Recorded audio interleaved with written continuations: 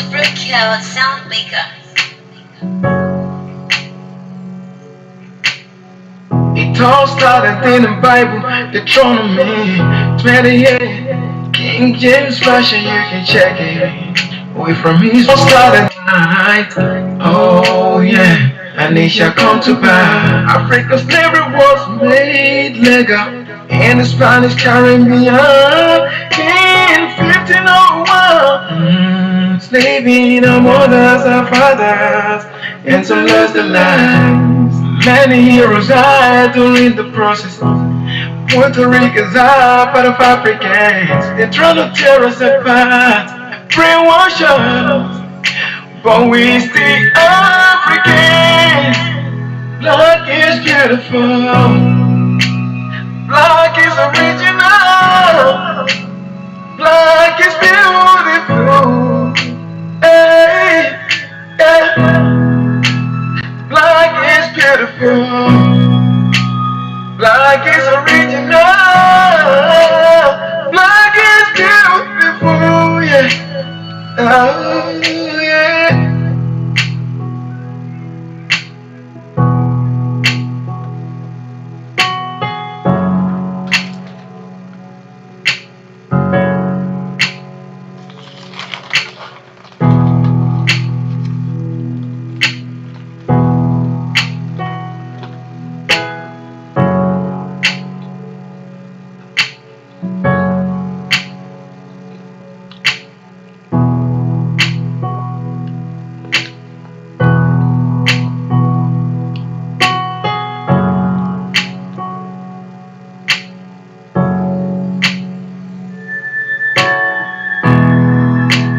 Black is beautiful.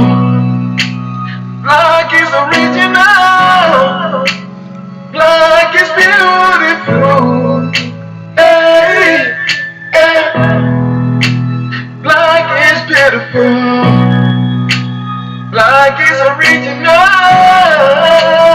Black is beautiful. Yeah. Oh, yeah.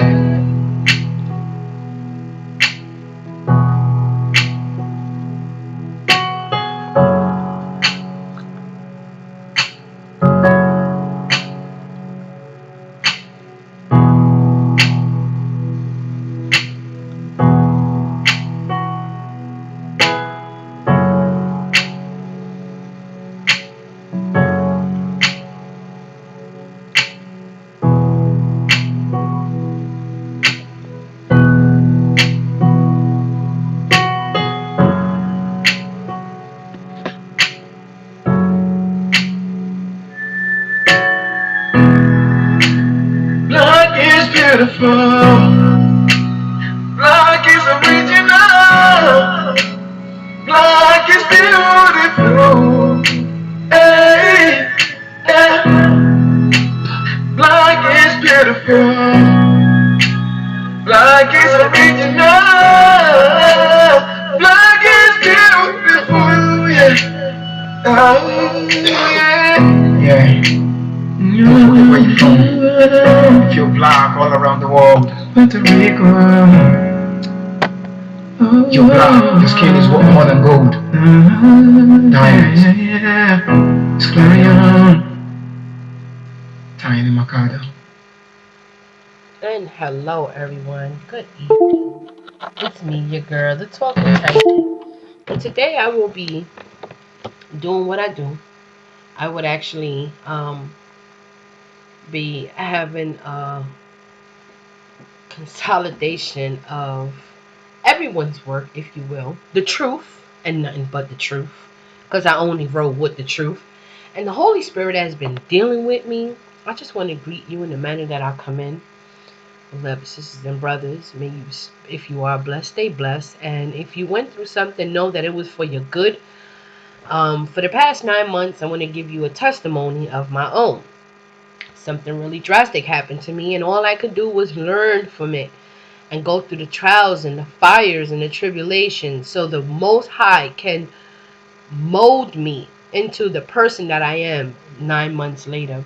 9 months may seem like a short time, but it was a really long time, full of wisdom, knowledge, and overstanding and understanding, if you will. And it didn't happen overnight. Everything that I've been through, I am so glad that I have gone through that, because within 9 months, I had to relearn everything, and that I'm about to redirect everyone. Um, um, you know, being redirected is a great thing. It's nothing wrong with being redirected. They intend to use that phrase for dementia people, when dementia people need to be redirected because they intend to forget who they are. So I'm going to take this meaning with a grain of salt, and I am so honored and proud.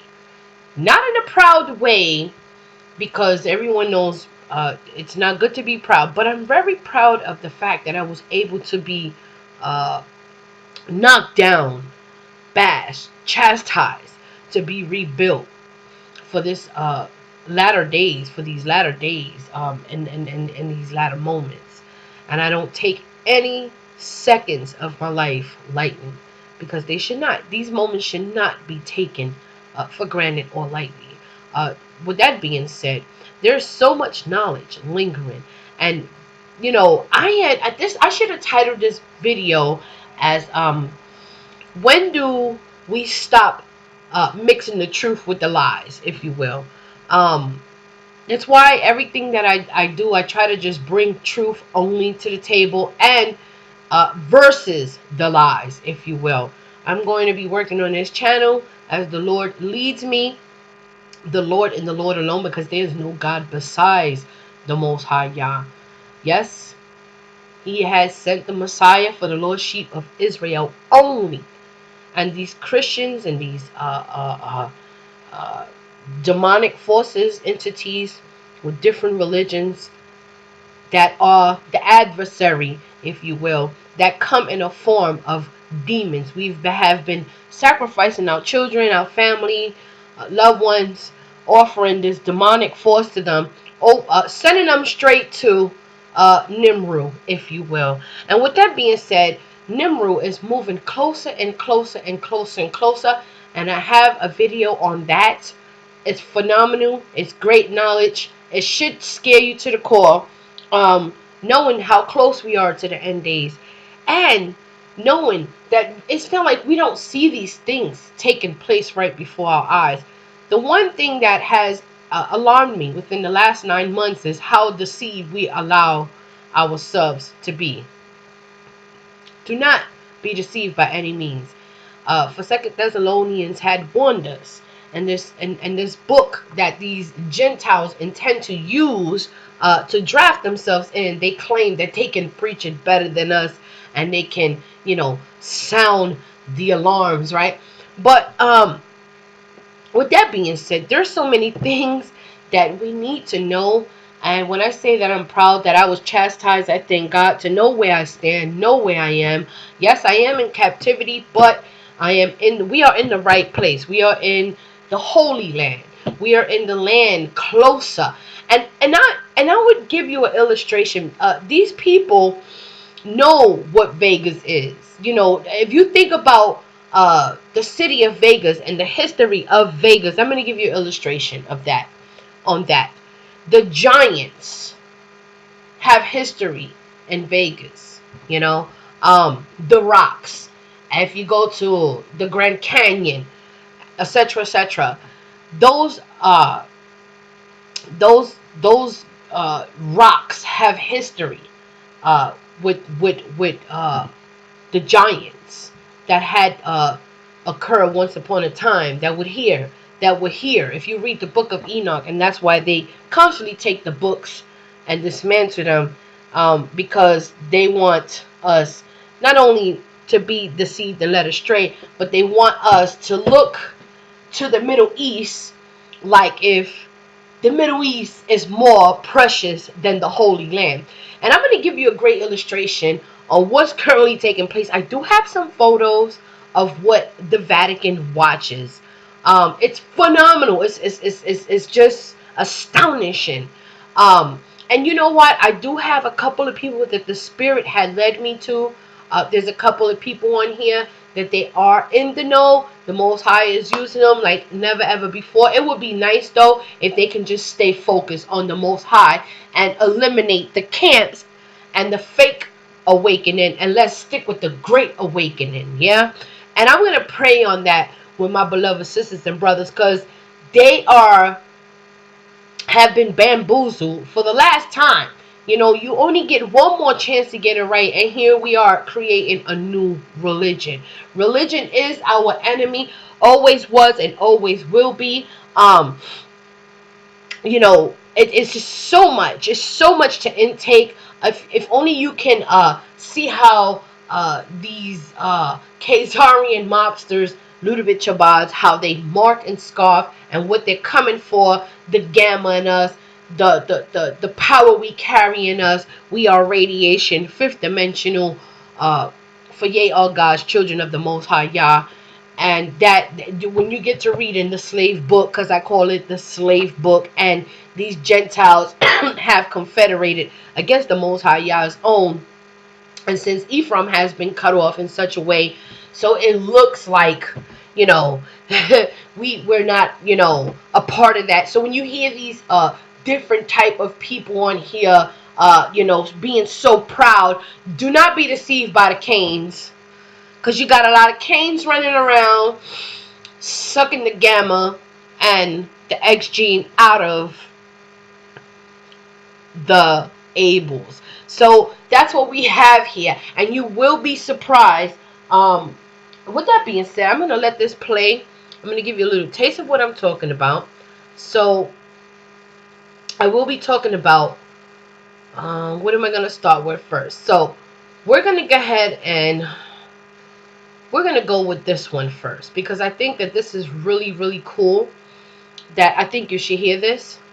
And with that being said, I'm just going to let this play. Located just 1 degree south of the equator, where Earth's bulge is. Before I begin, give all praises to the Most High Yahweh. Acknowledgement to the earthly mother, who is wisdom, who is the Holy Spirit. Acknowledgement to Yahweh Shai, Spirit of the Most High, blesses this lesson this evening. Gives us more knowledge and understanding of the events of the past, in order to understand the events that are currently happening on the earth, so we may get a much better understanding of the events that are soon to come on the earth. We're now looking at how this coronavirus, the whole situation is now morphed into a pandemic. Every time I look on my feed on YouTube, you're seeing how just thousands of more people are being affected. You're seeing how in China, they're not even testing people because they don't even have enough kits to test people. You're hearing how, you know, there's people dying. There's people here in the United States that are getting, they're coming down and being confirmed as having the virus. You're seeing how people are going on cruise ships and infecting many people that are around them.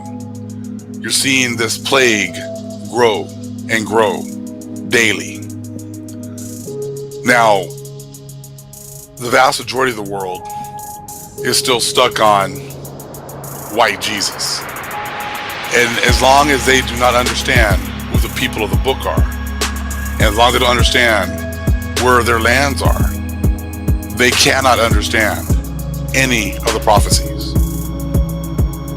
We're going to be getting into some really important information that unlocks what is going on today. And it's funny how you'll hear many people say, well, I'm just bringing you the information of what's going on with coronavirus, but I'm not trying to, worry you. Yeah, I think now is the time that people should start to get worried, get alarmed. Because these are the things that happened to our people when the curses were switched from, the other nations to us Hebrews. I'm sure they were trying to tell us too that, hey, it's not that big of a deal. Don't worry about it. We don't want you to panic. But these curses, these plagues, overtook our people like a whirlwind. And you're hearing people say, hey, make sure you get masks. Make sure you get all of the gear that you need. Make sure you get the eye, the eye protection. Make sure you get all this stuff. None of that is going to matter.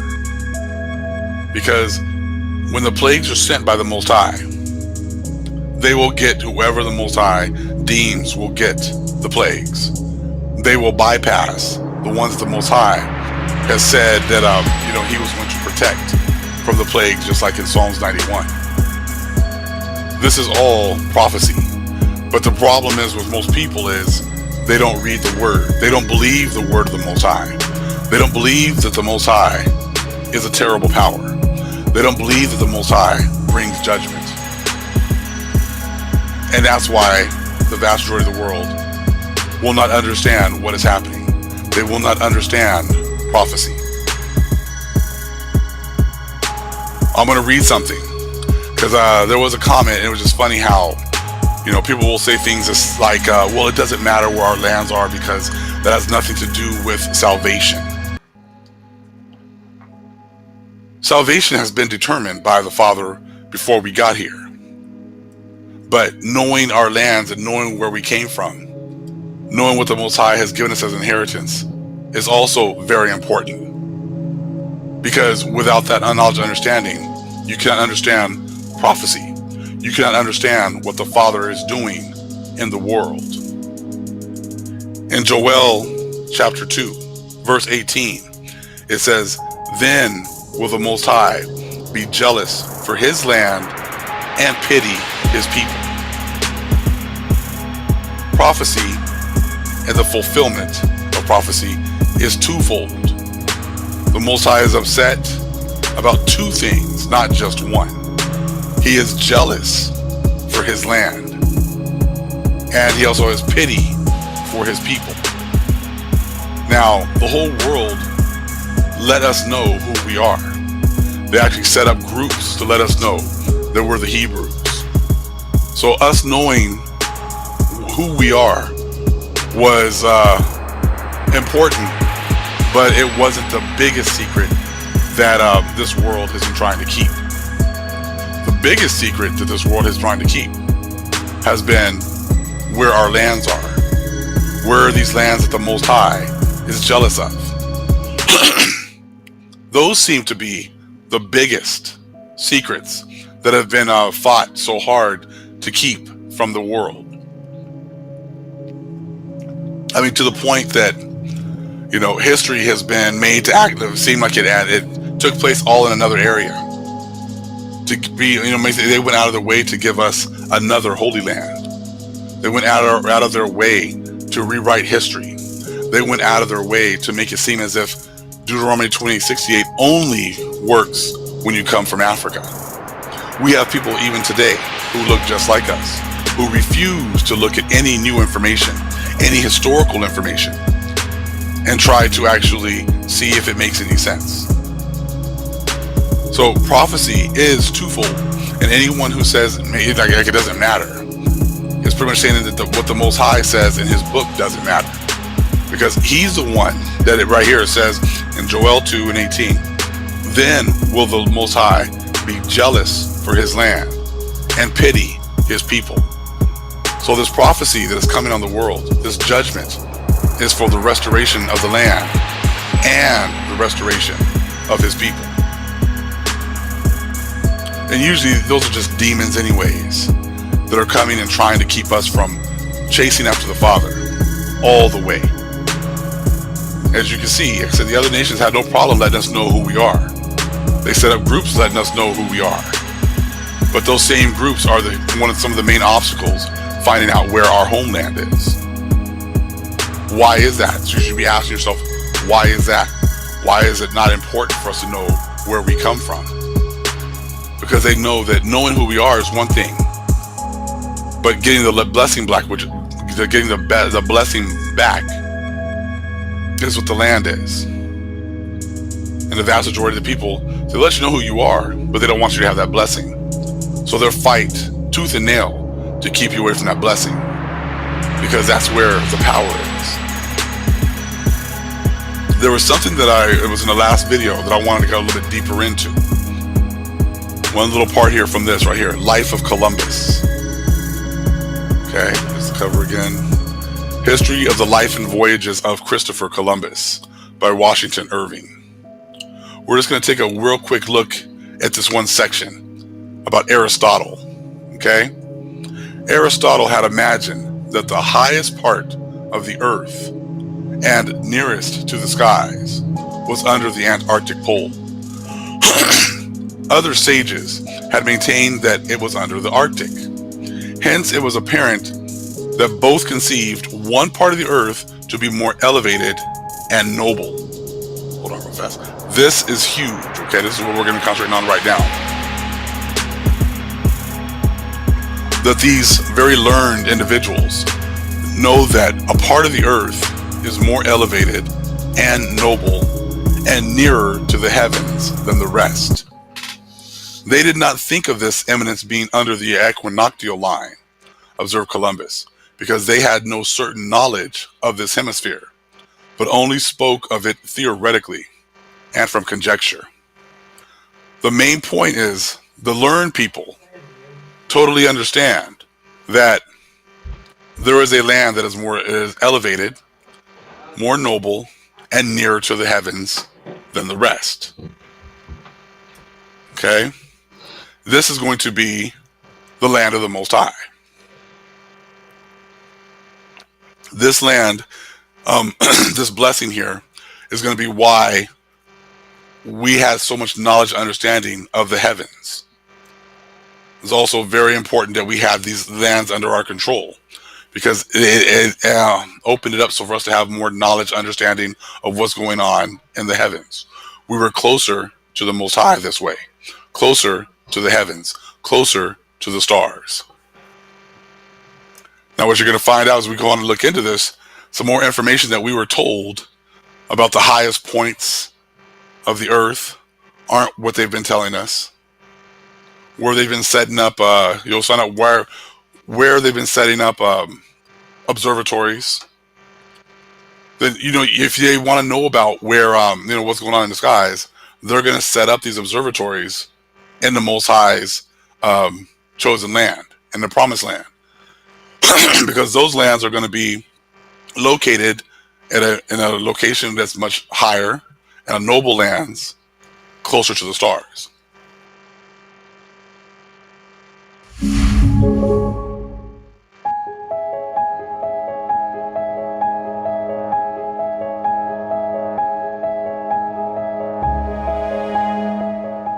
At Castel Gandolfo, you can see many domes. There's the big dome of the church right in the central square, the Church of San Tommaso. Right next to it, on top of the Pope's modest vacation home, there are 2 domes for telescopes, and they're all right there visible in Castel Gandolfo.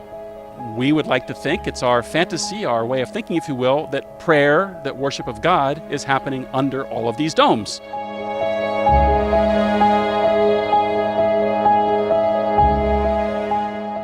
It's interesting, when people come here to visit, they're often surprised and even a little shocked to find out the Vatican has its own astronomical observatory.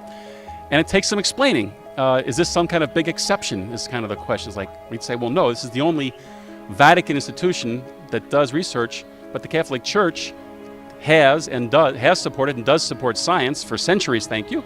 In some sense, much of science was born out of the heart of the Church. Pope John Paul II and popes before him, and way back to St. Augustine, talked about the search for truth being in the 2 books, the book of Scripture and the book of nature. And you can read each of those books, and each one requires its particular skill. But the fundamental faith, we could say, the faith in the unity of truth, is that even if it seems to us those 2 books, science and faith, have some tension, disagree with each other, in the end, our faith is that the truth is one. They cannot disagree because God is the author of both books. Gabriele Gionti has always been interested in science. He has a master's degree in physics and a PhD in mathematical physics. He's done research in Italy and UC Irvine in California. And to the surprise of his fellow colleagues, he's also a Catholic priest. In fact, he was ordained more than a decade after earning his PhD. His area of interest is quantum gravity. It's an attempt to find the physics that was working at the beginning of the universe, at the Big Bang. But when it comes to science and theology, what does he think about CERN's recent discovery of the so-called Higgs particle, also referred to as the God particle? Even though all scientists don't necessarily agree on what it means, he believes it coincides with the belief that God particle created the also universe, referred to as the this God symmetry particle. Without believing does not make sense, because you have a beautiful symmetry in nature and you don't know why. Here in Italy, he's also part of the Vatican's observatory team, where a small group of Jesuits do research on astronomy. Everything from nearby stars to meteorites, the galaxies, and theoretical cosmology. But since the staff at the Vatican's observatory is small, they mostly work with external researchers, most of whom are non-believers.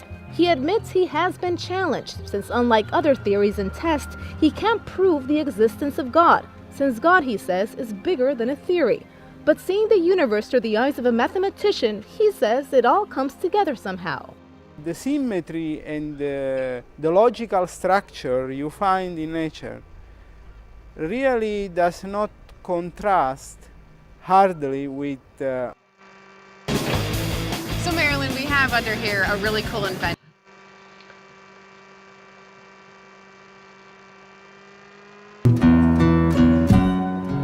So Matt, what's the story? So the story is that somebody has told us that the Vatican has priests stationed here in these mountains who are doing research on space and even other inhabitable worlds. So I'm a Jesuit priest, but here in Tucson we have a research base of the Vatican Observatory. No, we are not doing anything strange. We're really doing science. We are not trying to find aliens that we could evangelize. In an intellectual sense, of course, science and doctrines of the world's organized religions are completely incompatible. They have been for hundreds of years. I find it very possible to both believe in stars and a creator. Given the nature of what's required to be part of the Vatican Observatory, you would expect the best scientists wouldn't be a part of it, because the best scientists are the general atheists. In science, what I think is happening is that we are somehow in this very strange dialogue, leading us, inviting us, beckoning us deeper into the mystery.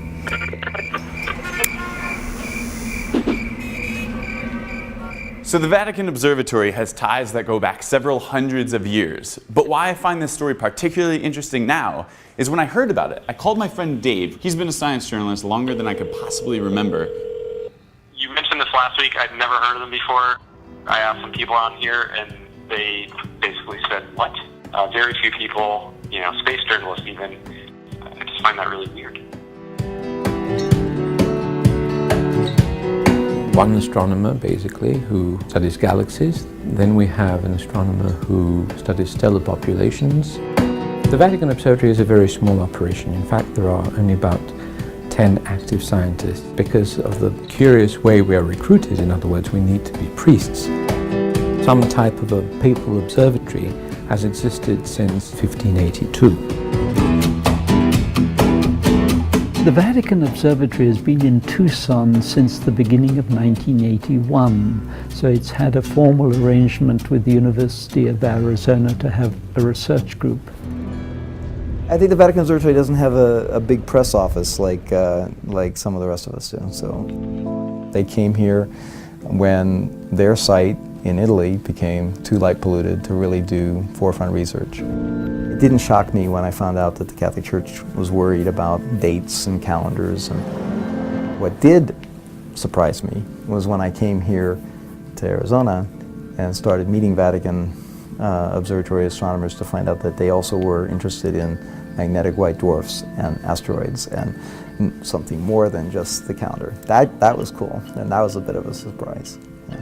The Vatican Observatory has never been a leading research establishment. That doesn't mean they're doing nonsense research. And as long as their mythology doesn't get in the way of their science, it doesn't particularly bother me. Chris, what's going on right now? Where are we, and what are these things around us? We're at the University of Arizona Mount Lemmon Sky Center. We're about 9,000 feet at the summit of Mount Lemmon. This is also known as Mount Lemmon Observatory. It's one of the facilities owned by the University of Arizona's Steward Observatory.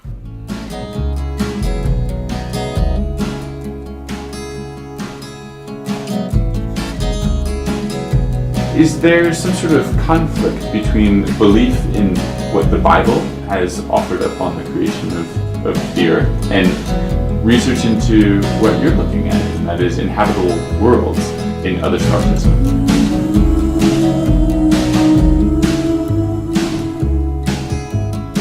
I don't think so. I don't think the Bible has much to say on the topic.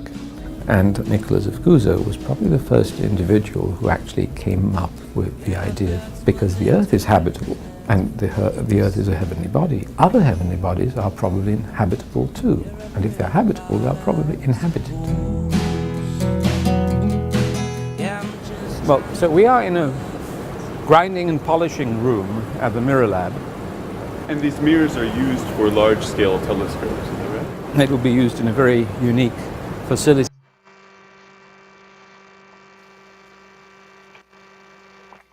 Now, if the Holy Land or Promised Land is over there in the so-called Middle East, then they should actually be setting up a lot of their observatories over there, because those are the lands chosen by the Most High, right? Those are the ones that are closer to the heavens, correct? That would only make sense, right? They wouldn't come set up stuff over here if the Promised Lands were really over there, would they? Let's find out. We know already about America and Africa, and you know, the people having the same complexion but being totally different. Over here in the Americas, this is that noble land. This is that land that is higher, that is closer to the heavens and closer to the Most High. Let me show you. Sister was definitely talking about how, you know, we're talking about Lucifer, the observatory that the Vatican has, and how it's actually located over here in Arizona. But that doesn't make sense, you know, if the Promised Land is over there and those are the noble lands, then why would they bring a observatory all the way over here across the ocean? That doesn't make any sense. They should have that over there in so-called Israel. Take a look here. Many people are surprised to learn that the Vatican even has an observatory. The history of the Vatican Observatory goes back 2.5 centuries. During its history, there has been some turmoil and several moves to escape the light and other hindrances that large cities such as Rome pose to doing astronomy.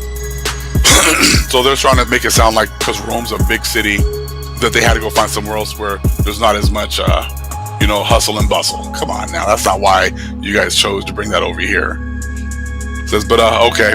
Therefore, more than half a century ago, the Vatican Observatory established a research group at the Steward Observatory, okay, of the University of Arizona in Tucson, while the Vatican Observatory's headquarters remain in Italy. So the headquarters for their, you know, observatory is in Italy, but they actually placed this observatory over here in Arizona. Now they know they're going to set up that observatory to be in the best position that they can get to monitor the heavens, to monitor, you know, the Most High and what's going on up there in the heavens. So they didn't choose anywhere over there. They brought that mess over here. So let their actions speak louder than their words. Look at what they do, not what they tell you. And you're going to see a pattern really quick. Observatory names. These ones here. Let me go on my phone. Okay. Let me find. I have a lot of stuff open here. Let's see. I have a list. What is it here? List of highest astronomical observatories. So you want to know like where the highest astronomical observatories are, because this should give you your clue as to where the Most High's holy lands are. Remember now, Aristotle and these sages knew that there was going to be a land that's going to be higher up than the other lands. It's going to be a land of milk and honey. It's going to be a land with a climate that's not too hot, not too cold. Just like what they were talking about in that book of Columbus. So let's take a look at where a lot of these places are right here. So we have a took two pictures here. University of Tokyo Atacama Observatory. Just take a look there. I'm not going to read all those, but you can see those. Okay, they got the elevation. All right, so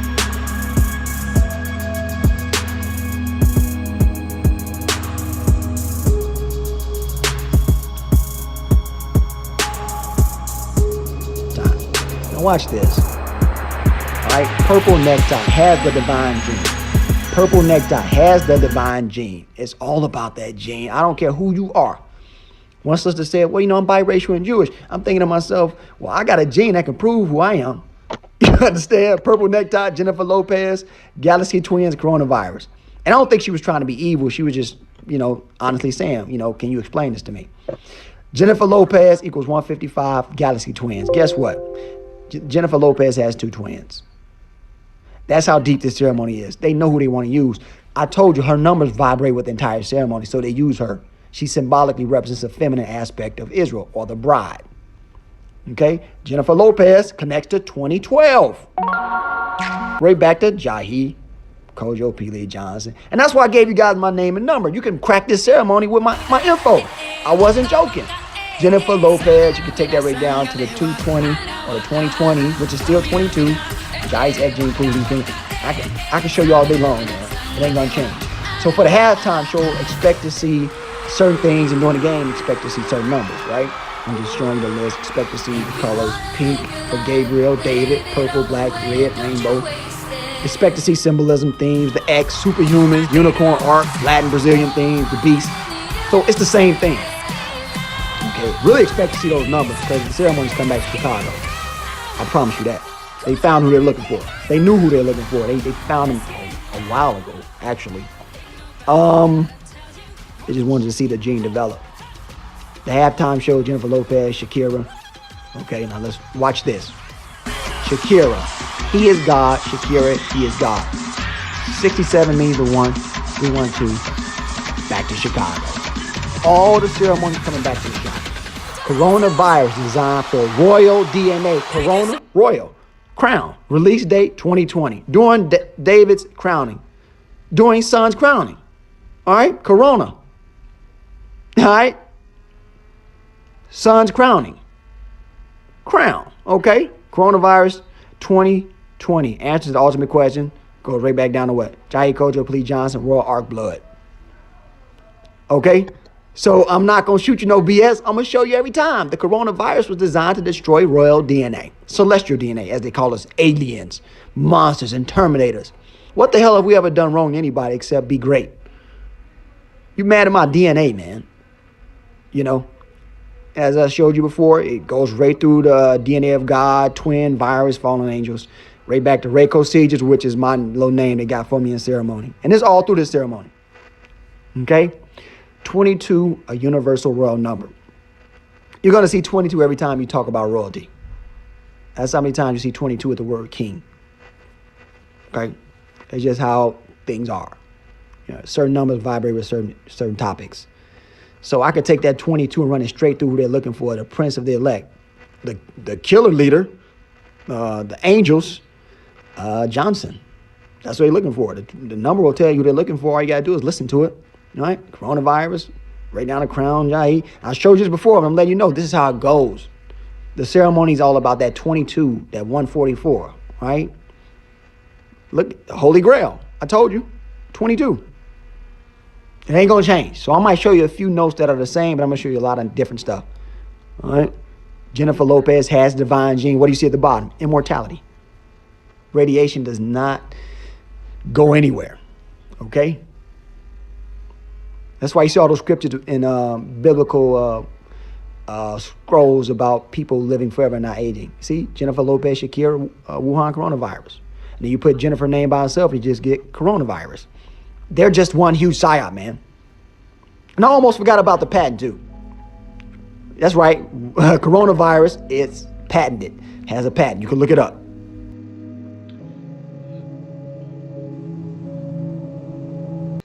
And coronavirus will be an excuse to usher in FEMA camp, martial law, Coronavirus will be an excuse to round up Israel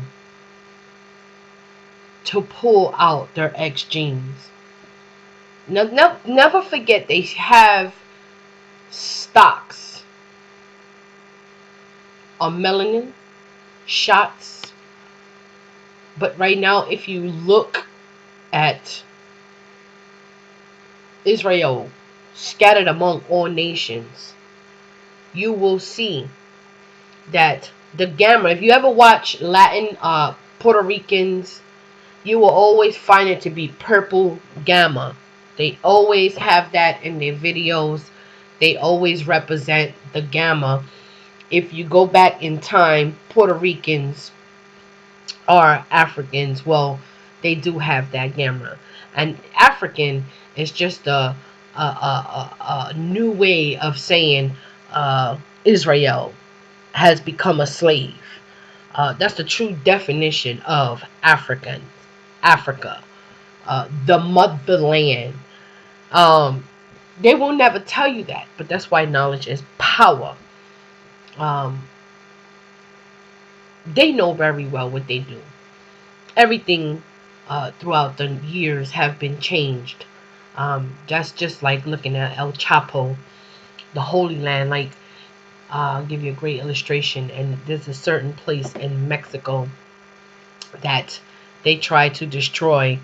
But if you go and you do your history, many centuries ago, that was also considered to be a holy land. That's why every time they send off a spaceship over there to try to destroy it, it disappears. You can go over there and the energy is totally different. They have portals on an island that it just sits by itself.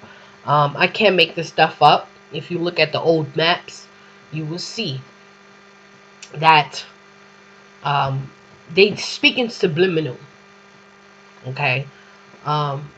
The tribes have been scattered among all nations, and they use this for their advantage. And right now, currently, as we speak, they are constantly doing ceremonies on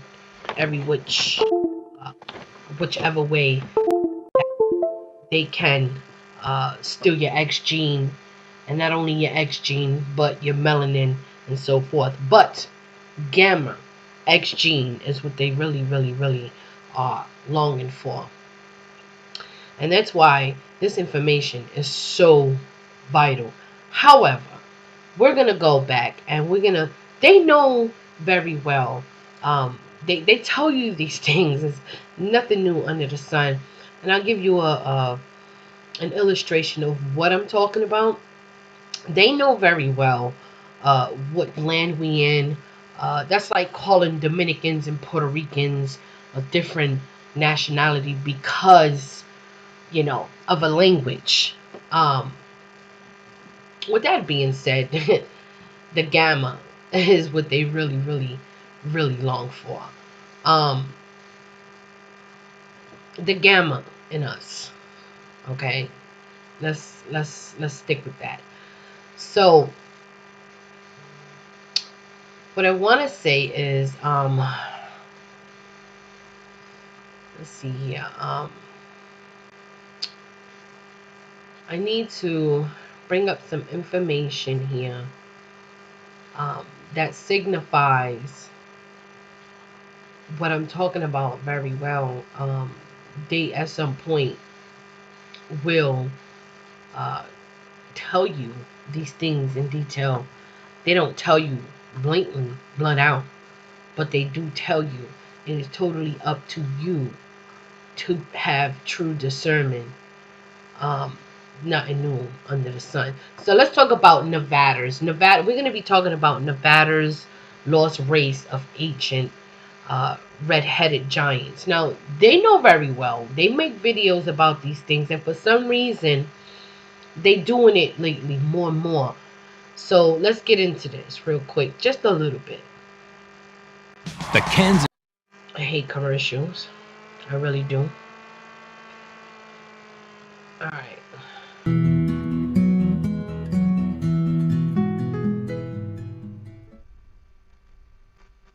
U.S. Archaeology Enigma, Nevada's Lost Race of Ancient Red-Headed Giants. It's not just archaeology, it's also basically anthropology. This is Lovelock Cave in Nevada. This is a huge handprint that the giant left on this rock. An enigma, Nevada's lost race of cannibalistic red-headed giants. This is by Agent 1, Alexander Light, Humans Are Free. Was North America once inhabited by a race of giants? Well, according to an old legend, supported by several challenging archaeological finds recently made, this unnerving scenario is very possible.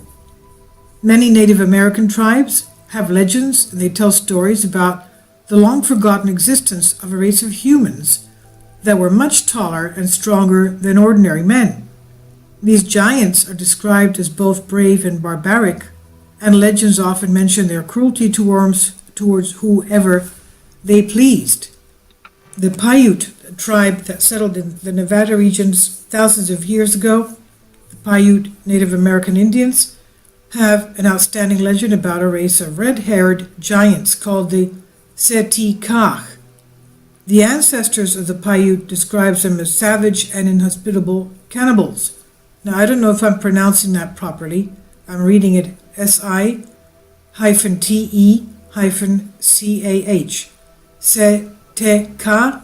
Maybe that's the way to pronounce it. Setekah. The thing is that they know very well what Nevada is, what the Grand Canyon is. They know these islands are very, very special to the Most High, y'all. So whatever they have going on in the Middle East is just, for me, it does not add up with scripture. However, that's what they do. But I want to bring something forth, and I feel like the Most High placed this in my heart, and this is a video. Today, we're going to be hearing things that we have never heard about Planet Hell, and we're going to be seeing some things.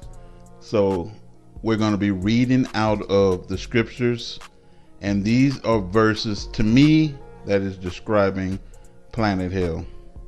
And so we're going to be reading that to you today. With that said, they are shutting down my channel and Truther's channels. They just shut down a channel a couple of days ago, one of my main channels. They have shut down 3 main channels, you know, within the last year. They just shut them all down, you know, and this last one, without warrant, they just said channel suspended, and they just erased it, you know, because they don't want the videos out there that you're putting out there. They don't want the information. As you see what they're doing, they're putting their news channels on there now. When you type it in, they're putting garbage on there. They're taking everything that we're talking about the planetary systems and everything, and they putting garbage videos that them and their associates made to just make a mockery out of the whole thing. But the time didn't ran out on them. They can do whatever they want to do. We know what's going down, and we know that planet is out there on the horizon, and basically it is hell, and it is the destroyer. It has so many names, but it is the end of what we call Earth.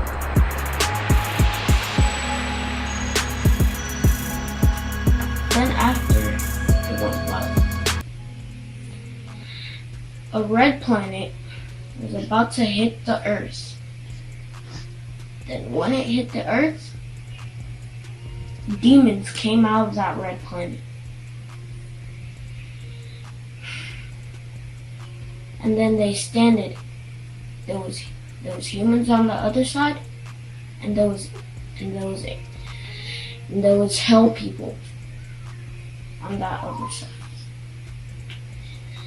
So on the hell side, Lucifer came out of the crowd.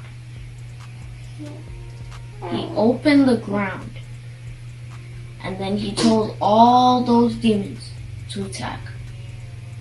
Everybody was just holding like guns. Some people killed themselves. Some people were holding umbrellas, and some people were just holding pens.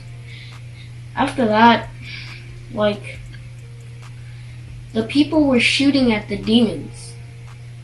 And the demons didn't feel nothing. It just popped right out of their body and backfired right at the people.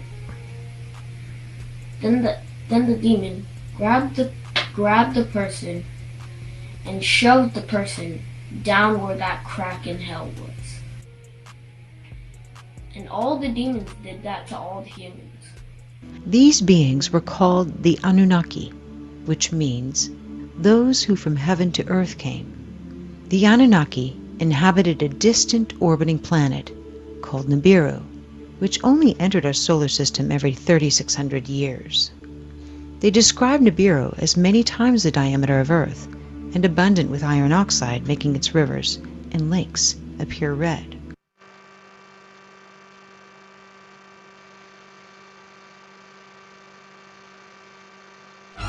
And there was war in heaven.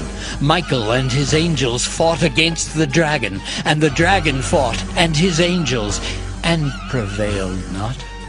Neither was their place found any more in heaven.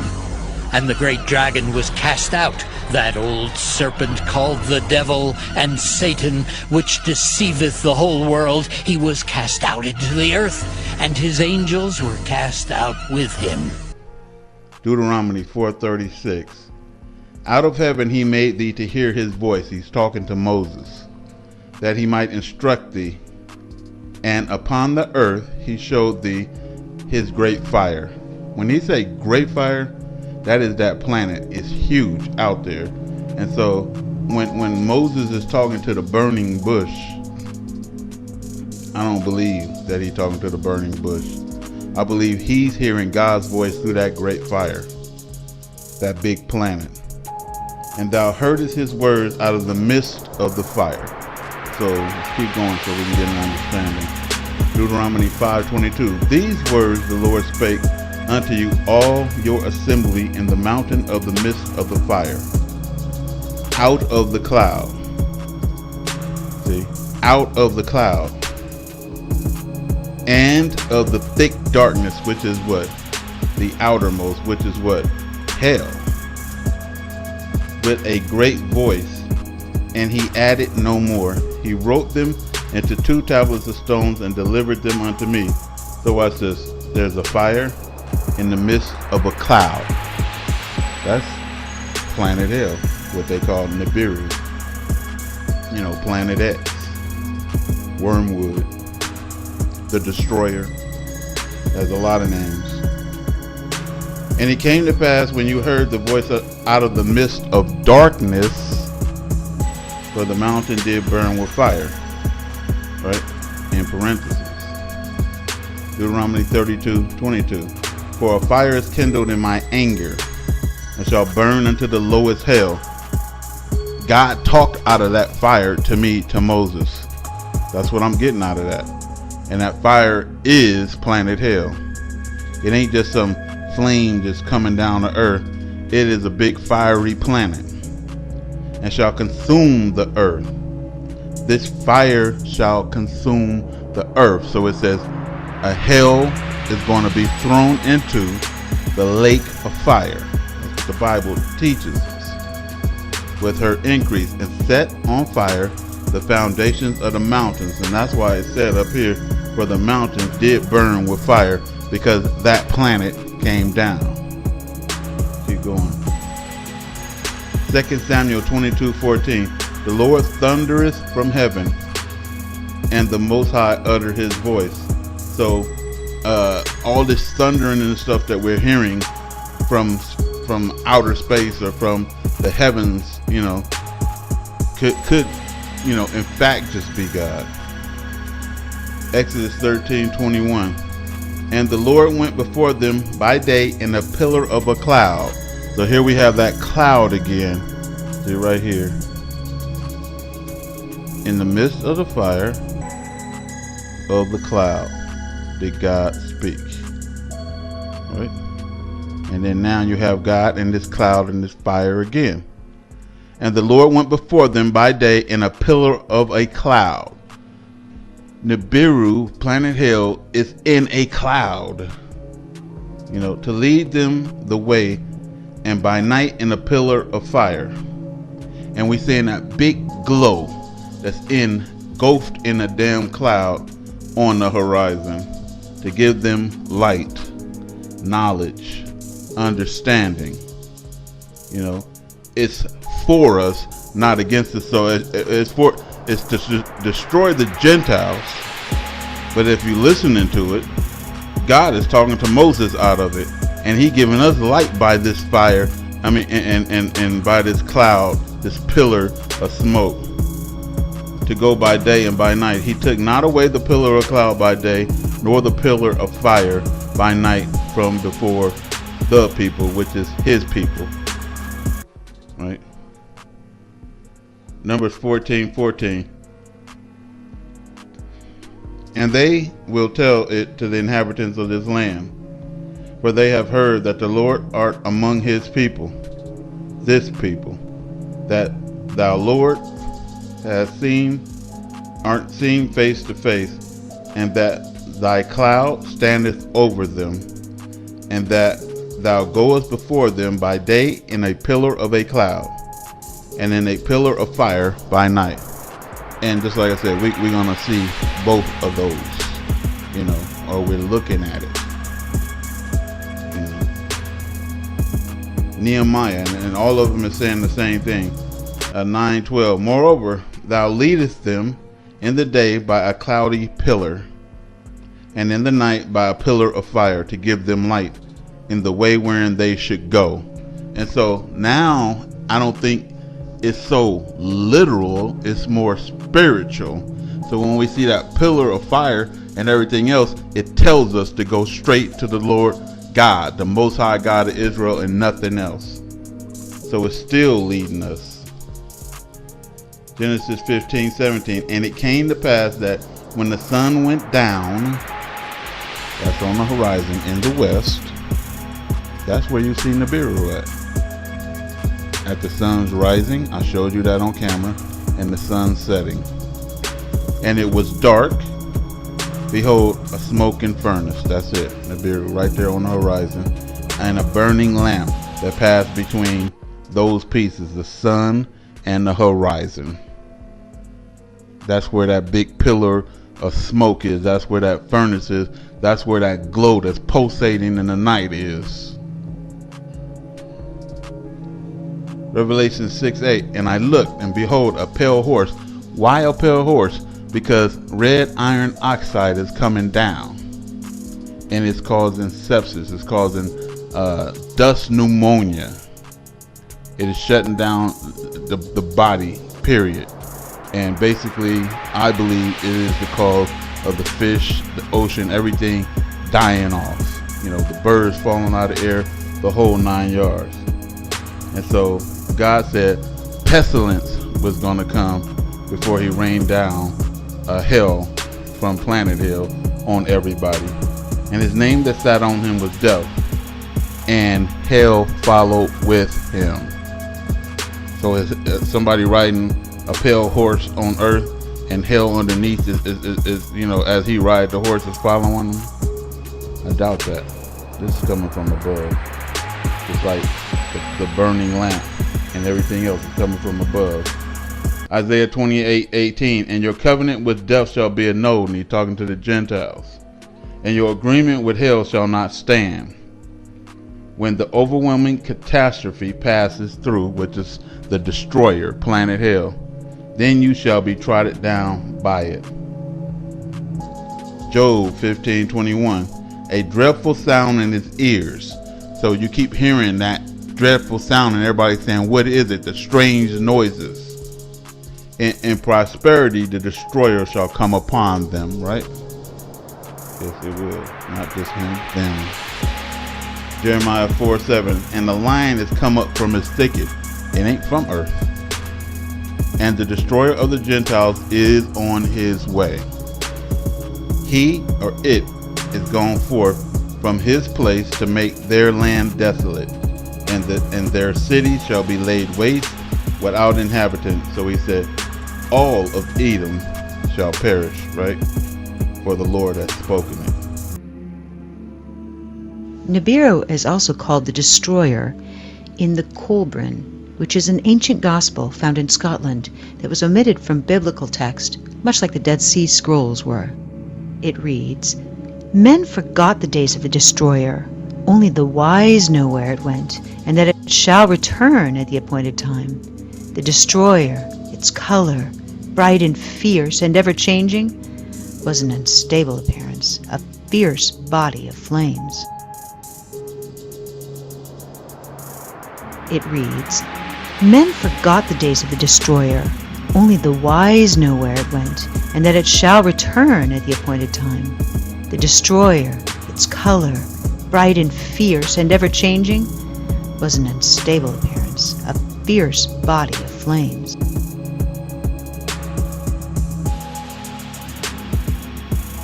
Though stating Nibiru usually passes without causing harm, the tablets describe one cataclysmic event which occurred when Nibiru neared Earth.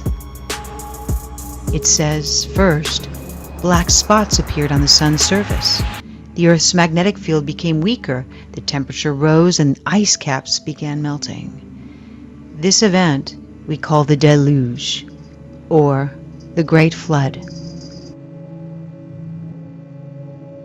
It also reads, "For days before the day of the deluge, the earth was rumbling, groaning, as if with pain." Deep rumble again. Video 2. It's 9:20 now.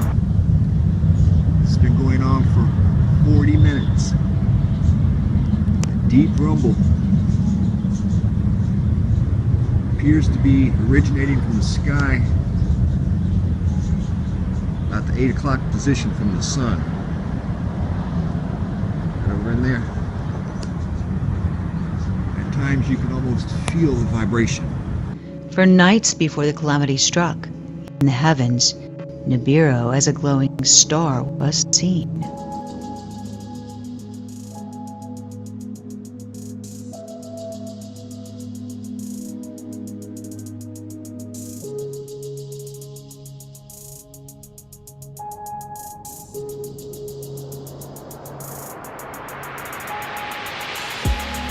Oh, let's see here. The highest one is in Chile. The next one is in Bolivia. Hold on, quick here.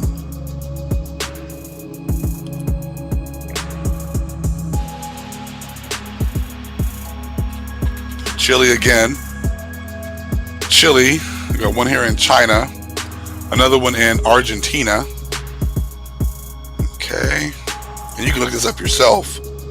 Okay, Chile, China, Argentina, Chile, Mexico, India, Colorado, United States, Hawaii, United States, Mexico, Hawaii again, California, Andes, and Venezuela.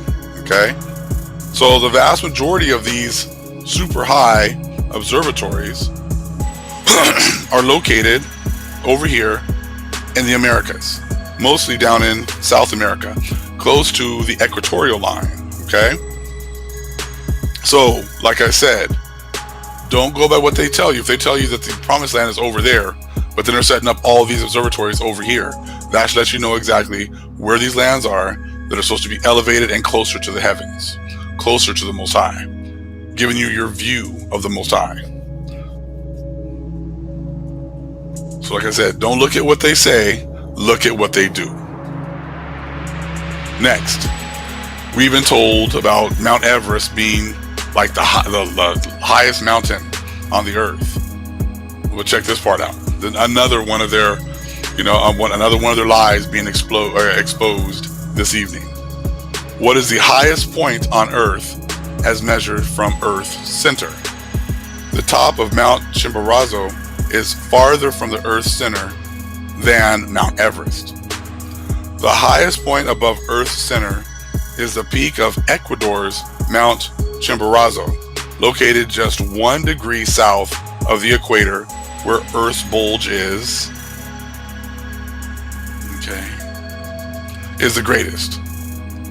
So we've been taught about Mount Everest our whole lives, all of us, so that we would never look at the fact that the place that's closest to the stars on the surface of the earth is actually in Ecuador.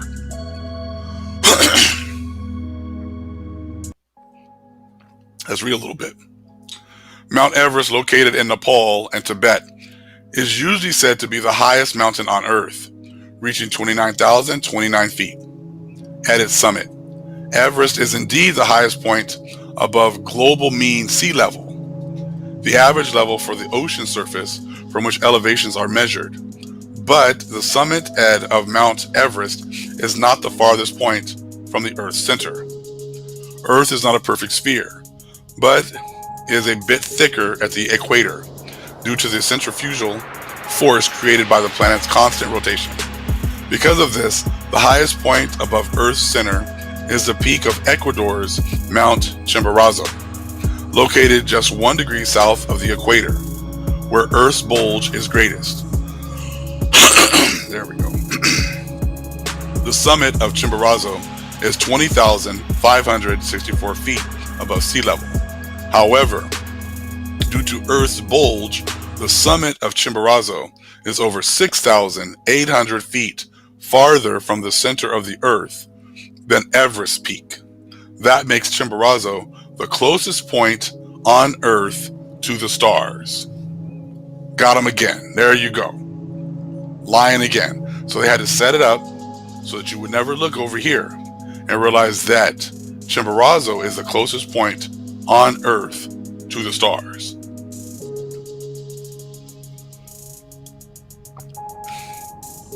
They didn't want you to know that because eventually you'll realize that the Most High raised up the Promised Land to be the highest point, to be closest to the Most High. So they had to hide that. So they get rid of that information and give you Mount Everest. If you look at the bottom, it says, you may be surprised to learn that Everest is not the tallest mountain on Earth either. That honor belongs to Mauna Kea, a volcano on the Big Island of Hawaii. Mauna Kea originates deep beneath the Pacific Ocean and rises above more than 33,500 feet from the base to the peak. So again, now we got the largest mountain, or the one that's actually the highest peak, closest to the stars, is in Ecuador. Right? We got more coming right now. You got the Vatican, who, you know, they can build their observatories anywhere. They decided to build it over here in Arizona. Right? Now we got more coming. Now you realize that they've been lying about Mount Everest too. If you want to get the closest to the stars, you're going to go to Ecuador.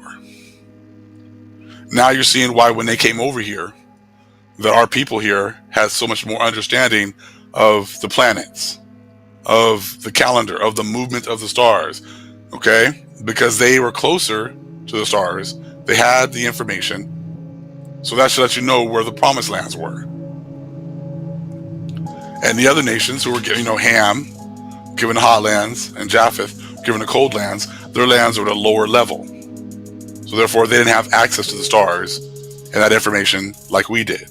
That's why they were barely learning about the planets, you know, in the 1900s. Things that our people had already known for thousands of years, because our land was elevated closer to the stars. Most High had already downloaded that information to our people. See how much deeper this goes. Next, again, what did I say? Don't go by what they say, go by what they do. Chile begins construction on the world's largest telescope in Atacama Desert. Okay? Why would they be building the world's largest telescope here? Wouldn't they want to build that over there in Israel? And the Most High's chosen land over there, right? Because that should be the land that's most elevated, correct? Well, we know why they're not doing that, because that's not the chosen land. Check this out. Among other capabilities, it will add to and refine astronomers' burgeoning discoveries of planets orbiting other stars, with the ability to find more smaller planets, image larger ones, and possibly characterize their atmospheres, a key step in understanding if life is present. The dry atmosphere of the Atacama provides a near perfect observing conditions as it is possible to find on the Earth. With some 70% of the world's astronomical infrastructure slated to be located in the region by the 2020s. Oh, that's weird. So you're trying to tell me that now they're going to put 70% of the world's astronomical infrastructure is slated to be located in the region by the 2020s. And what else they say? The dry atmosphere of the Atacama provides a near perfect observing conditions, okay, as it is possible to find on Earth. So the best conditions are located right here in South America. So like I said, don't go by what they tell you. Well, we got all these people, all these groups, Africa, Africa, Africa. Well, if it was Africa, then why aren't they building observatories in Africa?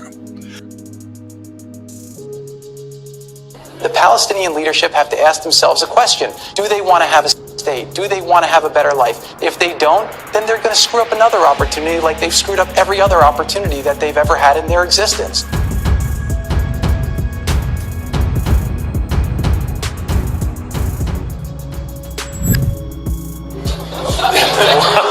Sounds like someone's dad is about to bulldoze the community center. That clip is so gross. I've never seen a more self-entitled, overconfident white guy, and I'm me.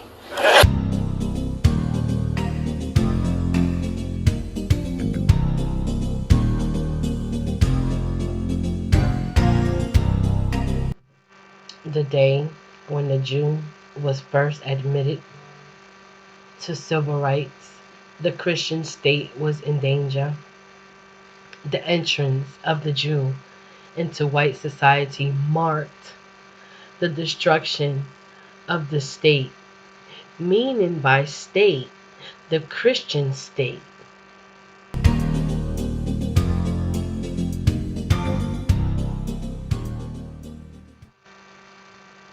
Talking about like Jews, right? Like we're really proudly Jewish family. Anti-Semitism is kind of the linchpin of white supremacy. Talking about like Jews, right? Like we're really proudly Jewish family. Anti-Semitism is kind of the linchpin of white supremacy.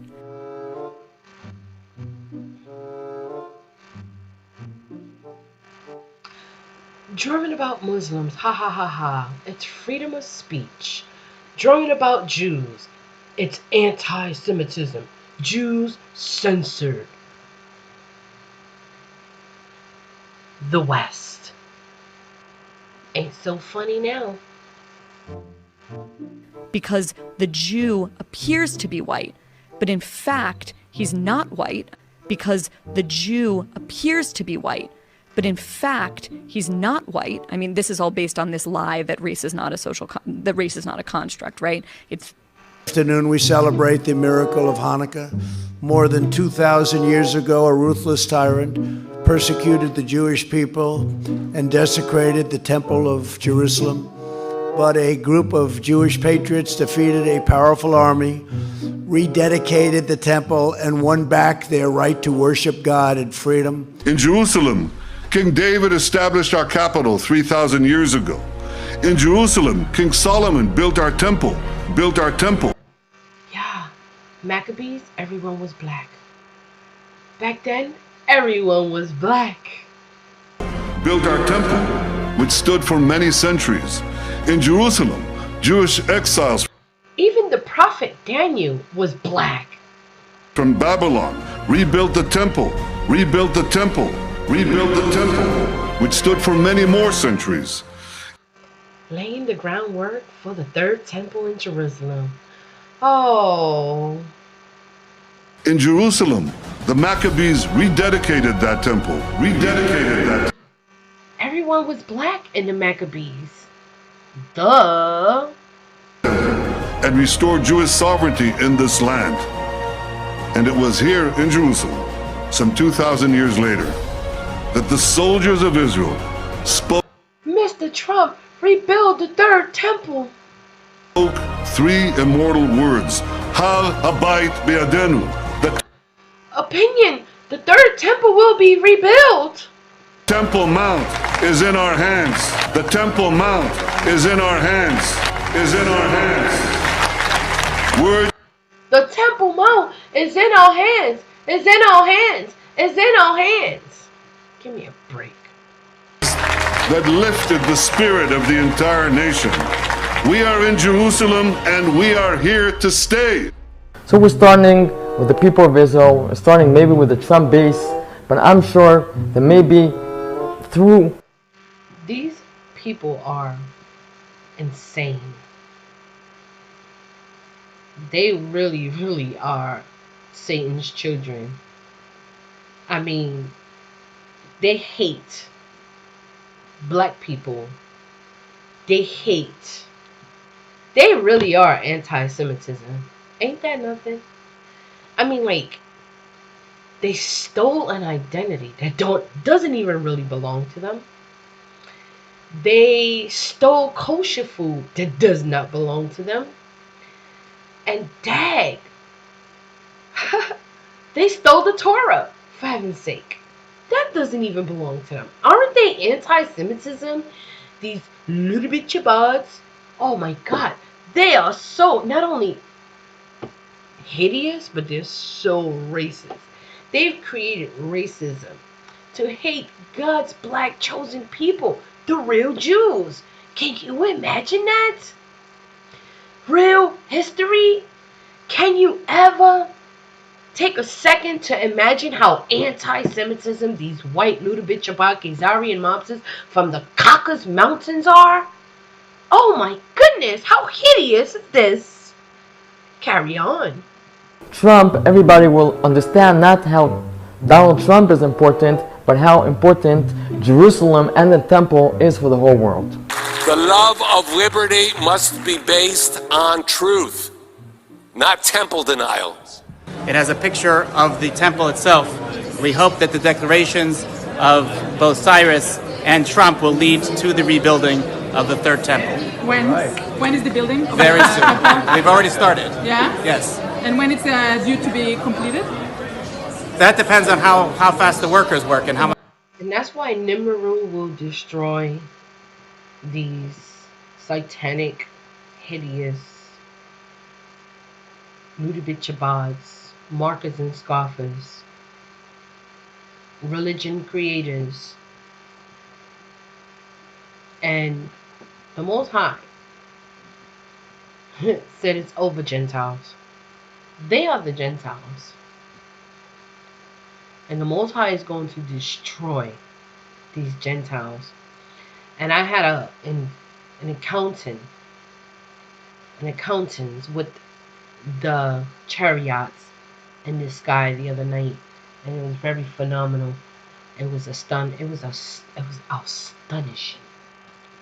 how I looked in the sky and they began to dance for me, and the entities begin to disappear, reappear, disappear, reappear. So it reminded me of how much great stars we are, the stars that we are.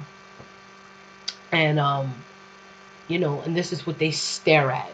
You know, I'm just here fulfilling prophecy as the Gentiles trotting over the land until prophecy is fulfilled. They will always be a foolish nation.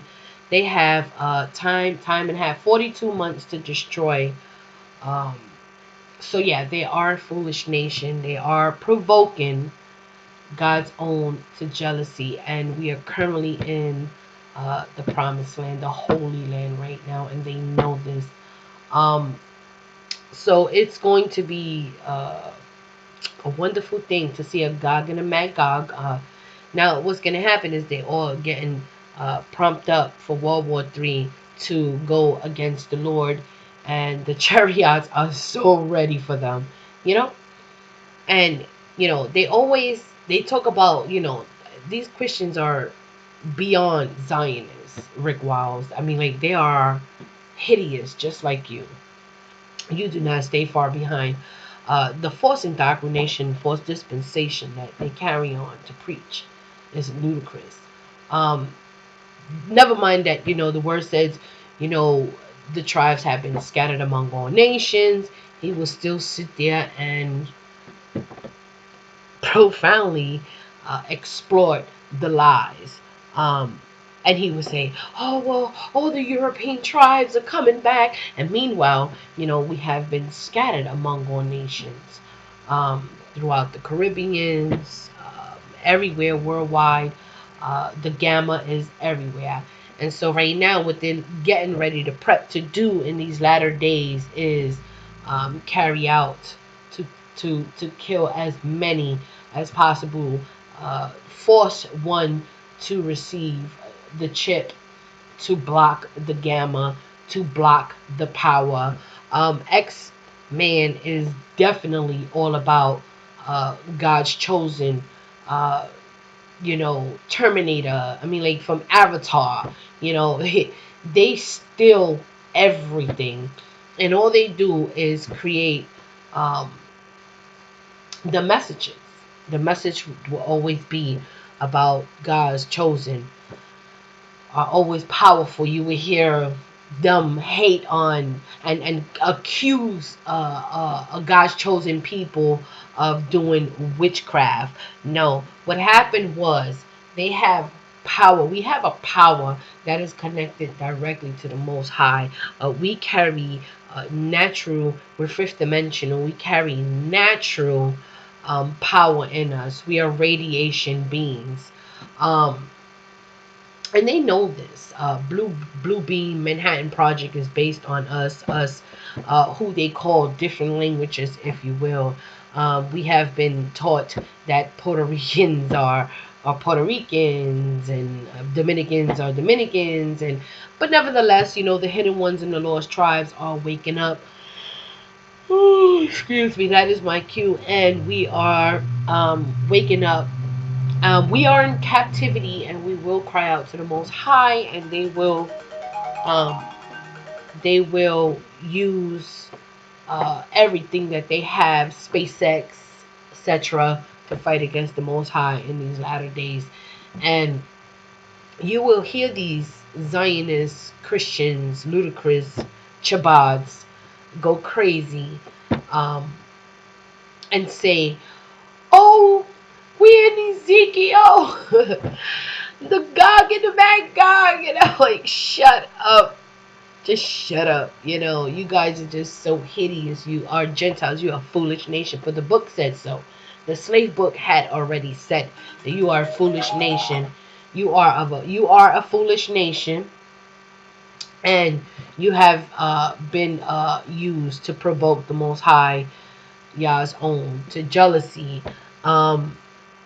And prophecy is basically almost completed.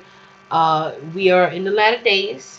So prep and hang tight and continue to repent and come out of Babylon. That's why the Most High made this clear. Come out of her, my people. Come out of Babylon, my people, or you will receive the plagues. Because Babylon is getting ready to receive the plagues. So every Christianity, every false religion, every false dispensation will receive these plagues. And they will not be able to get away from it. It did not matter what part of the adversary it is. It could be Buddha. It could be Muslim. It could be wood and stone that the Bible talks about. For you've been scattered among all nations, and you will serve other gods that not even your forefathers, Abraham, Isaac, and Jacob, have ever known or served.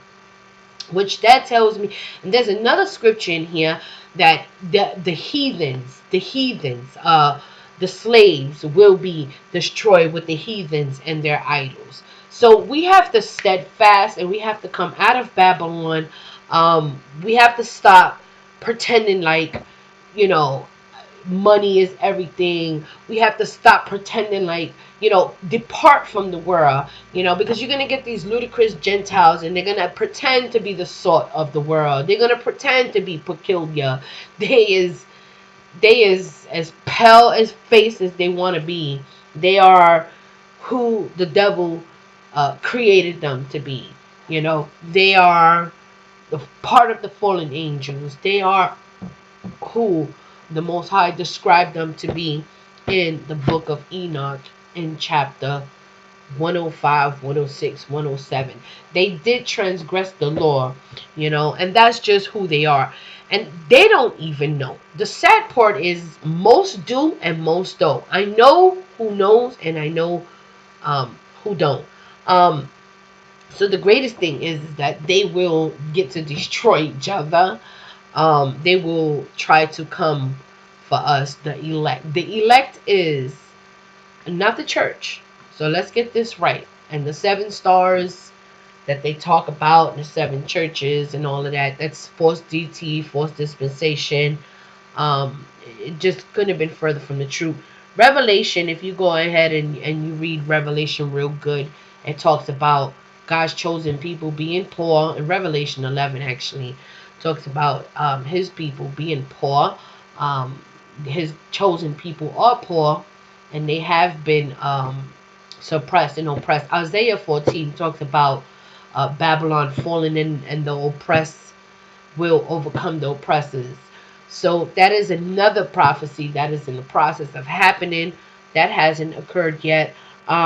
There are scriptures in here that you can actually read and comprehend the minute you detach from false dispensation and false deity. So that's why I get on here and I do the things that I do. That's why I get on here and I do the things, I say the things that I say and I do, and how I describe it, because, at some point, we have to be able to really have true discernment. This thing about false religion has to stop. If not, you will receive the plagues, and the plagues are there. Now, let's talk about the plagues that are in Africa. You have Muslims in Africa, and you also have crazy Christianity going on. I mean, like, especially in Nigeria, they are doing the most. They are doing the most with these religions. And the Most High is not happy. Not happy at all with these Gentiles. The Most High is in this total disgust with them. They don't stop and they won't stop. Even to the last end. Nimrud, they know about Nimrud. They know about everything, and they're going to preach half-ass. They're going to tell the truth with the lie. So don't pay attention to what they have told you. Pay attention to what they do, how they move. I'm gonna be real. RH Blood versus ABO, and you should go and look that up. And those of you who are back and forth, bickering to and fro with the hideous, uninformed, misinformation, I think you should take a breather. Let go of any and every religion you have ever discovered. I don't care if you're in the camps. I don't care where you are.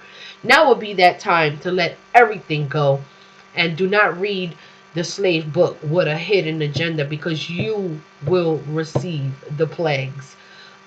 Didn't matter how you learn it, and you try to preach it. You think that you're, you have to check yourself before you wreck yourself. You can't have the spirit of Cain. You got to be careful. If you really are in the know, then you should not be of any religion. You should be all energy and all gamma. And know that your X gene is priceless, and that they have been coming for you, and you are the elect, and they will come. FEMA camp is all about the X gene. Okay. They constantly doing these ceremonies. They do speak in gematria. They do speak in subliminals. They do tell you these things in the movies. Like if you went and you watched The Purge, there was this one that in there was a FEMA camp, and it had said Israel on it, and there was nothing but black heads. They were just beheaded with guillotines. Just you could see black heads, black people's heads just being beheaded, and that's what they want. The X gene. Pay attention to what they do. Pay attention to how they speak to you. They know who you are. You don't know who you are, and not everybody is of this gene. You will know by testing the fruits. If people want to add and delete, that is a huge thing. That is a huge problem right nowadays. We need to beware. We need to have true discernment on who is who and what's saying what. They're really trying to the nitty gritty to take everyone to hell with they, along with themselves, they really are, and Nibiru is more of a passing planet. It's your heart. If your heart is evil and wicked, Nibiru will call you to hell, pretty much. And I also had a dream about that. The Most High gave me a dream about that too as well. Fire was coming down slowly, and people, the fire was your heart was like a magnet, you was just like being lifted up, it looked like it was coming down slowly. And I'm walking with my daughter, and the Most High made it very clear, those who aren't right, you have fire written with your name on it, and people were still doing whatever they were doing. It was just a regular day, and the fire was coming down like so slow. It was, when I woke up, I cried for 1 week, and I was huffing and puffing, and now I know why when people have dreams, they cry. But those crying days for me are literally over. It's totally up to people who want to take heed to this information. Yes, your blood will not be on my hands. It's totally up to you. And the one thing I don't do is I don't do these videos to tell people how to think, feel, or whatever, what have you. I do these videos to sound the alarm. I consolidate everyone's knowledge together. The ones who do speak in spirit and in truth. I try to eliminate the garbage, and I try to put the truth together and solve the mystery of Babylon. And the mystery of Babylon will always be that black people are God's chosen children. The fake Jews have stolen an identity. So technically that makes them anti-Semitic. Not only anti-Semitic, but racist, hateful, and the Most High is getting ready to destroy them.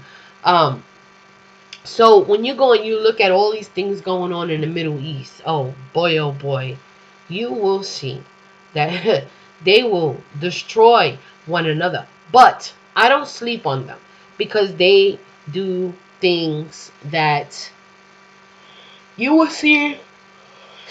Saudi Arabia shooting in the air at these stars right here that you see on the screen that come and go invisibly.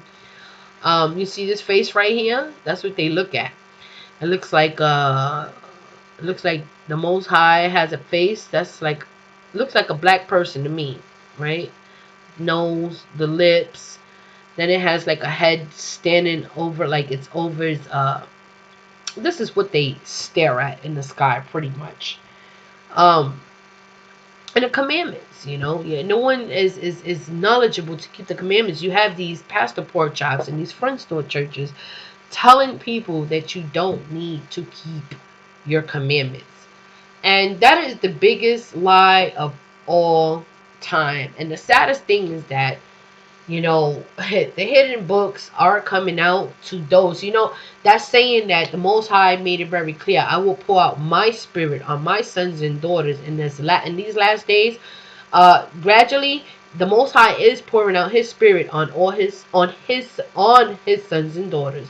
Whoever's in this know, they are in this know. But here's the deal. You have to really step back from anything that is not of the Most High, and anything that's leading his children astray.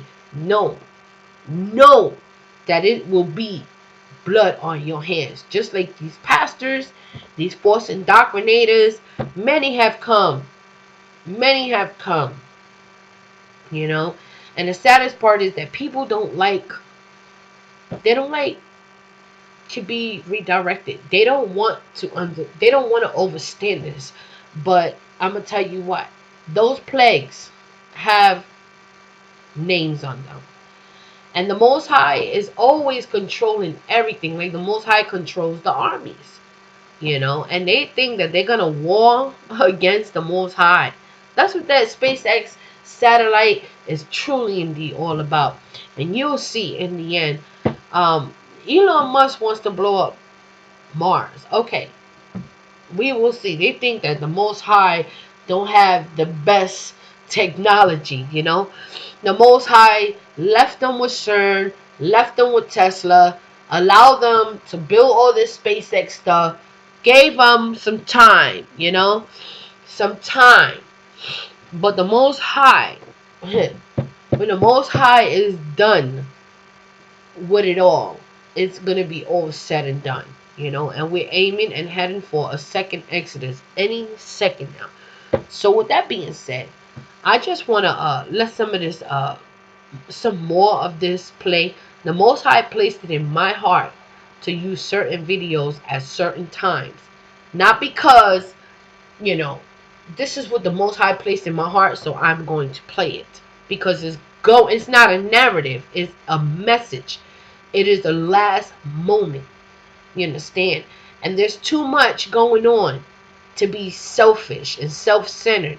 It's too much going on not to see the plagues. The plagues is gonna be beyond your understanding. You're gonna be dragged to FEMA camps. You're gonna be dragged out of your house. You're gonna be, you know. And I'm gonna give you a great illustration. They're already working on Chicago like nobody's business, especially when it comes to universal income. Chicago, Illinois is, you know, going to be. It's already a main target for these Ludovic Chabads. They know very well. They looking for a David. They looking for something there, and they're gonna get it very well. There's gonna be some strong Jedis in these latter days, and I'm telling you, they're gonna receive. They are so scared of this moment happening. This is what they fear the most. That's why they always beating black people and Hispanic people up. Well, technically we are all black at some point. I mean, they call us these other religions and all these other races, but anything comes from black. No matter what you mix an Israel apple with, they always gonna be that seed. You can mix it with whatever, it's always gonna be that seed. And that's where they went wrong, you know, trying to mix, you know. And you know, you can go listen to Feinstein, Rabbi Falkenstein, you know. They're a bunch of anti-Semitics, you know. They hate black people. They hate the real Jews. That's why they are so anti-Semitic. You know, they are really anti-Semitic. Anti-Semitism, they really do hate the black Jews, God's chosen people, for real. They know what it is. They've been doing this forever. So with that being said, I'm just going to let this play real quick. And let's hear a little bit more from my beloved brother. Very intelligent guy. And with that being said, let's go ahead and play this. If Africa was the one that originated all this information about the stars and all this understanding about, you know, the celestial events, why isn't all this stuff in Africa? Because that's not where it began. It began here in the Americas. And then now they're showing you with the fact that they're building all this information, all this infrastructure over here. I think that's important to just read that again. The dry atmosphere of the Atacama provides as near perfect observing conditions as it is possible to find on Earth. Well, if the other nations, or if the Holy Lands are over there, then the perfect conditions should be over there, because the Most High is going to give His people the best conditions. He's going to give them the best lands. That's exactly what happened during the time of Noah, when he was giving out his inheritance. Shem got the best lands. Shem would have gotten the lands that were closest to the Most High. So Shem, well, we already know the seed, the chosen seed, had all this information and knowledge of the stars. So they're going to be able to observe it much better than the other people. So therefore, you find out where they're building these observatories, where they're trying to, you know, get a glimpse of what's happening in the skies. That'll let you know where the lands are. It says, a giant telescope in Chile captures image of galaxy NGC 1055. The ELT is being funded by who? Who's funding all this stuff? The European Southern Observatory, an organization consisting of European and Southern Hemisphere nations. Construction costs were not available, but the ESO has said previously that I think it would cost around 1.12 billion at 2012 prices. So we got the Europeans who came over here and stole all our resources, are now going to use our resources to come back over here and build more observatories. 70% of the infrastructure, mind you. But hey, yeah, these aren't the chosen lands though. These aren't the promised lands though. It's not making any sense, is it? Why you got so many so-called Hebrews who don't even look at this information and just dismiss it out of hand without even looking at this information. Look at what they do, not what they say. This is what it looks like at the Atacama area, where they can see half of the Milky Way, part of the Milky Way. Now you imagine what that looks like when you build these powerful telescopes, what you can see.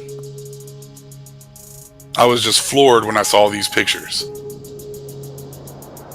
But like I said, what, 18,000 feet up, 18,000 plus feet up, almost near perfect conditions. So that there alone should let you know where the promised lands are.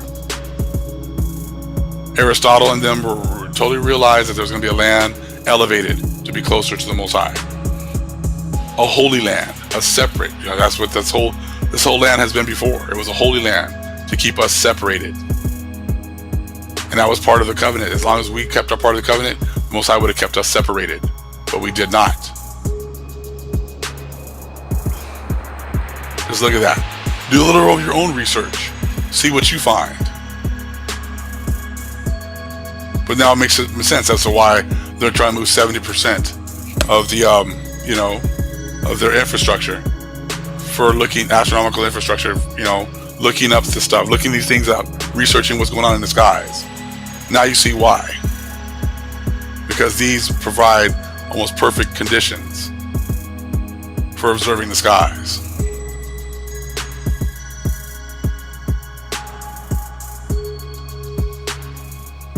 Now, as you can see, there's a whole lot of evidence that shows you, that these are the lands that the Most High has set up. These are the lands that the Most High has blessed. With, given the opportunity to research the skies, research the stars. That's been something. Then, if you read the Bibles, it's written in a certain way that tells you pretty much to not look at the stars. Don't look at the skies. Why is that? Because of course they don't want you to realize that once you start to look in the skies and the stars, you'll start to realize that they're going to lead you back to the promised land. Once you realize that the Most High separated these lands, gave our people the best lands, but also gave us the best lands to be able to follow Him, to be able to observe Him. We were the ones that had all this knowledge. So it only makes sense that if we had all this knowledge, that we were making observations of the... Yes. And that's why the clock of Enoch is very important. And in observing the Sabbath. And when you think about a clock, what does a clock look like? Let's take a look at that. One clock, right?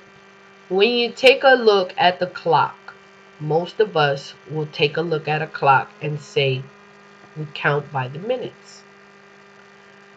But that couldn't have been further from the truth. Now let's go ahead and observe this clock real quick. Okay? So we have a better illustration of what Enoch clock is all about.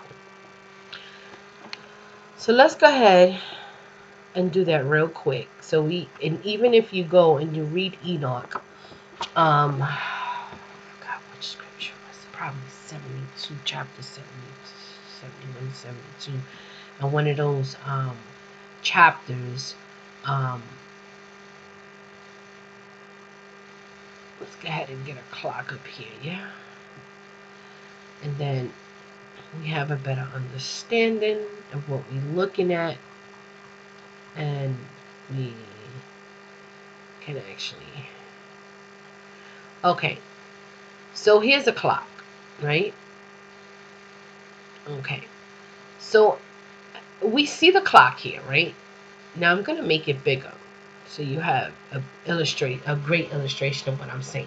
So you look at the 12, right? The 12 and the 6. Okay. So 1, 2, 3 is one season.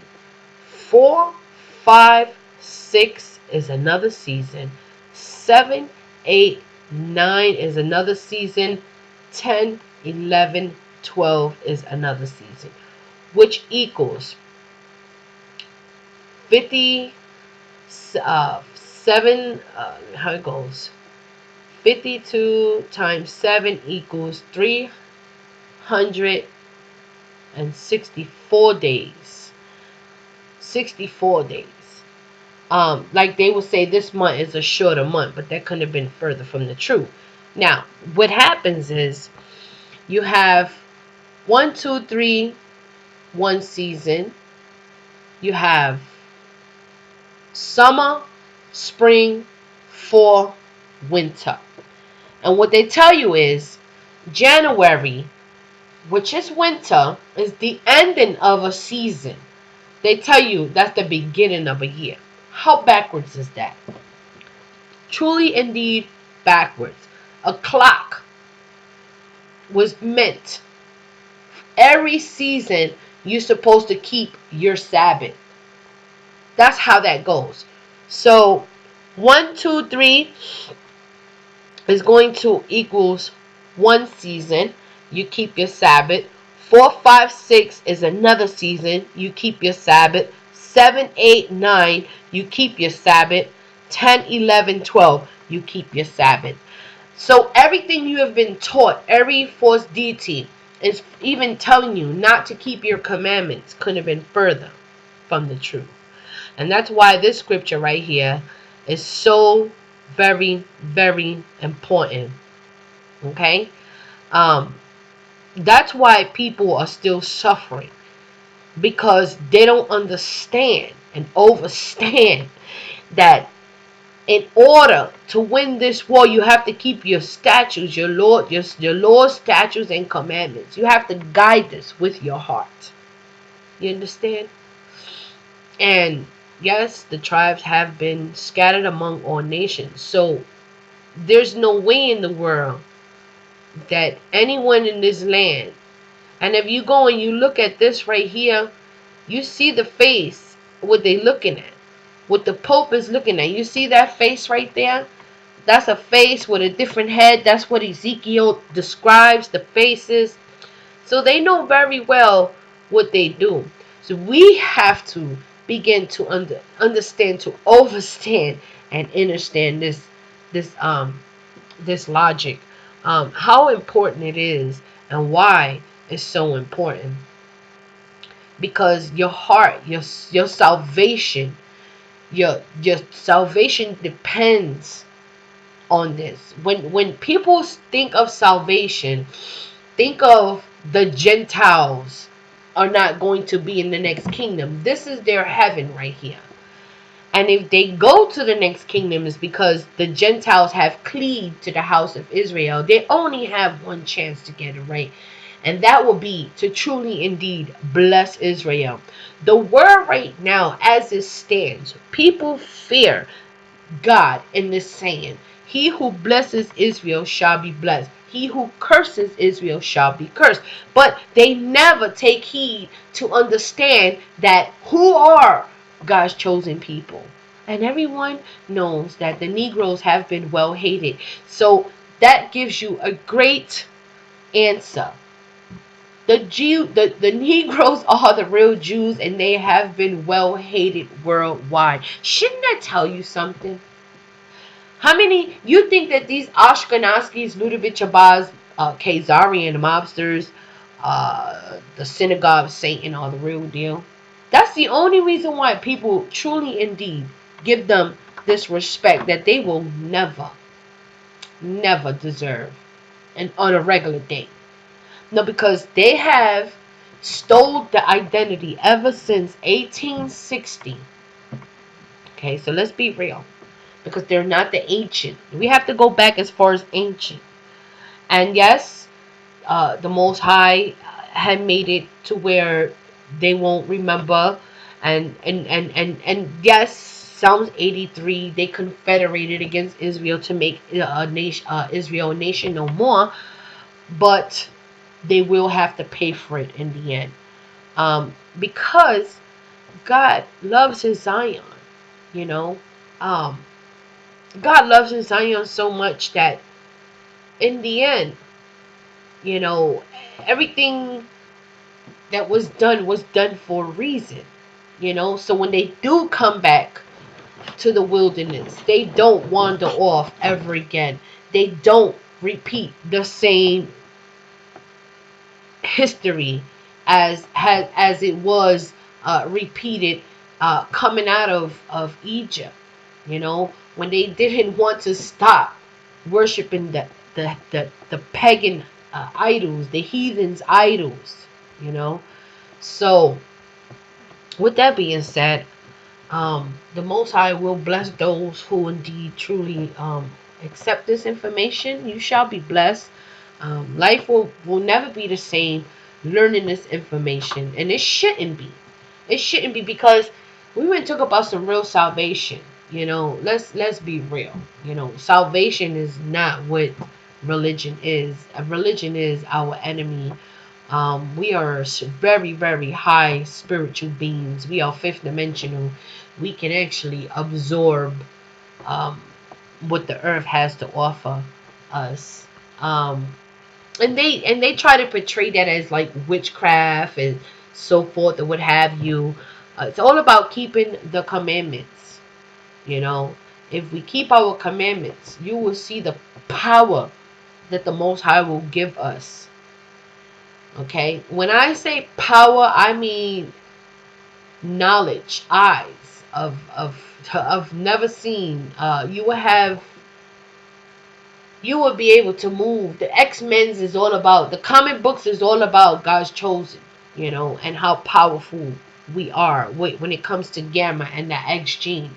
If you ever go and you watch Puerto Rican people perform, they always use a purple light, you know, during ceremonies, because they know that we carry Gamma. Puerto Rican people have been part of you know, the slave trade. We do have the same roots. Puerto Rico, when it comes to Puerto Rico Island, and all the Caribbean islands and so forth, scattered among all nations. That's just the truth and the truth alone. But the hidden ones are waking up. The sleeping giants are awakening right now. And I'm so honored to be a part of this. I feel like I'm finally completing my mission. I know my purpose in life. And some of us should, you know. The Most High is pouring out his spirit on his sons and daughters. So if that is you, be honored and glad and be humble and stay within humility. You know, let the Most High guide you. Do not play with this information, because it can either break you or make you. You have a lot of people out here that are doing way too much with this information. They're taking advantage of it.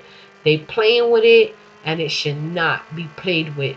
The way they come off, these camps, the way they've been trained to bamboozle people, and I'm telling you, they come with all these extra names, and that's a whole nother video. But I digress, and I pray for my beloved sisters and brothers to take a stand and stand steadfast, firm in your true identity, and don't miss your calling.